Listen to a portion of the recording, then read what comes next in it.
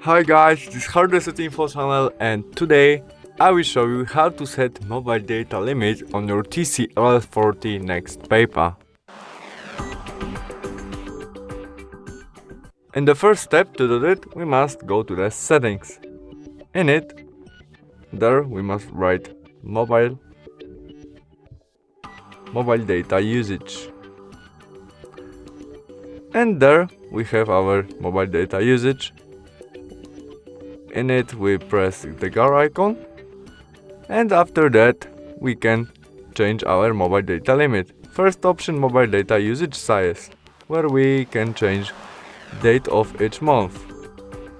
After that we can turn on and turn off function of data warming and press set in gigabytes or megabytes what you want. And the last function is set data limit. We must turn on it, confirm by OK, and now we can change it from